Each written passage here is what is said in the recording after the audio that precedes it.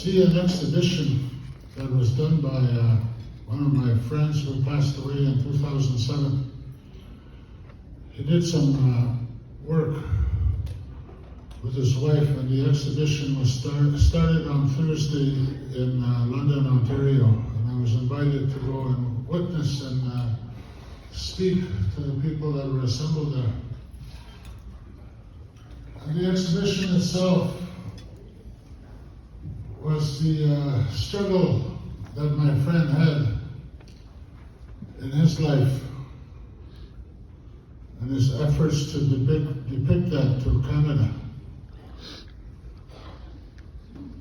So it was a very moving, emotional, powerful experience for me to once again see my friend, hear my friend, and to feel his presence.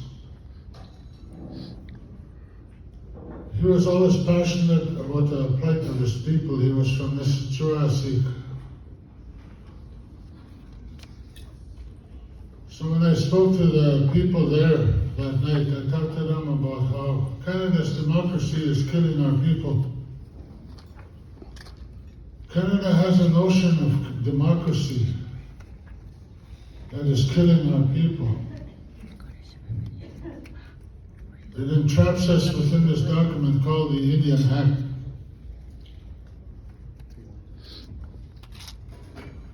And we are bound by that Indian Act.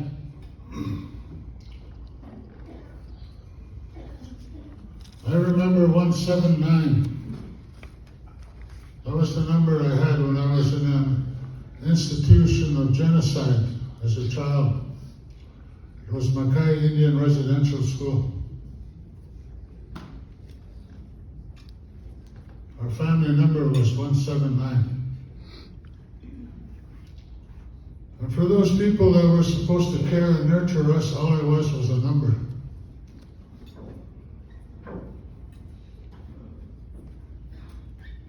And that's how we are to the government of Canada. We are just numbers. When Canada started, one of their leaders decided, or a group of them decided, that the best way to erode, to take away, to destroy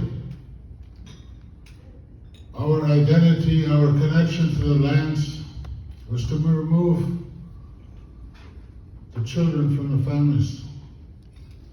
And that's what they did over a number of generations.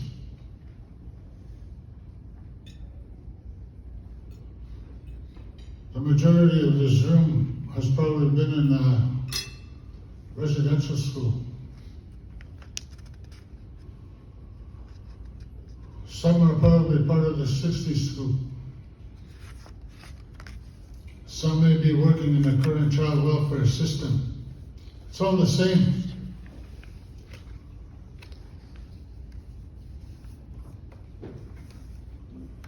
Canada's democracy is killing our people.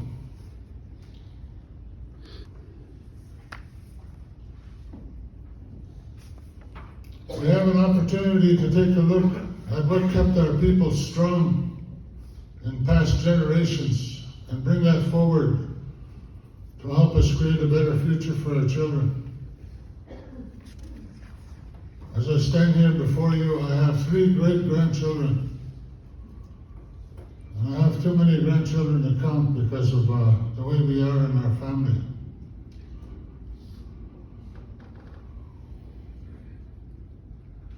All of my uncles and my aunts' children are my brothers and sisters. All of their children are my grandchildren. All of their children are my great-grandchildren. And that's how it goes. And that's what Canada wanted me to forget.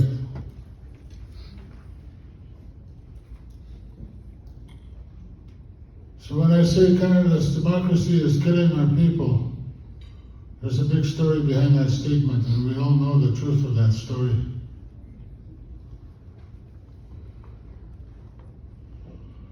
In August of 2021, the the leaders at that time decided that Keewatin Tribal Council needed to go into a different direction. Stop administering programs and services and start doing something different. And Robert alluded to that in some of his introduction here this morning. The leaders back in 1978, 1979 had a different vision of Keewatin Tribal Council than what it has become. One of those leaders is supposed to be here, but I believe he's at a medical appointment. He's getting his eyes scratched. But it's like he prophesied where we would be today, back in 1978. He was chief of Wastesicoot. He said if we don't do something different, if we don't do something more than operate programs and services offered to us by the government, then we will simply be administering our own misery. 44 years ago he said that. Actually 46 years ago he said that. Almost 50 years and we're still trying to grasp this thing called self-government, self-determination. And Canada keeps us tied down through that Indian Act.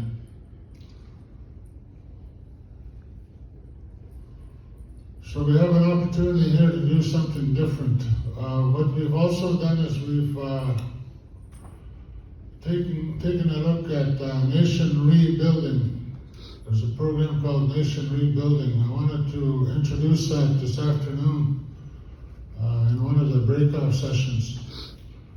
But to go into further detail as to why the leaders of Keewatin Tribal Council installed a Grand Chief as part of their organization.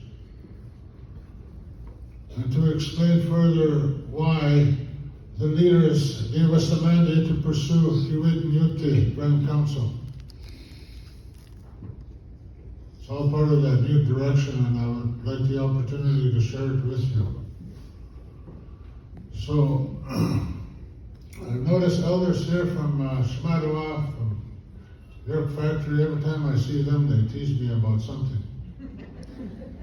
Spit Lake, Bonabanabi, Wastesicoot, so it's real good mix. The Dene people are here, Dene brothers and sisters.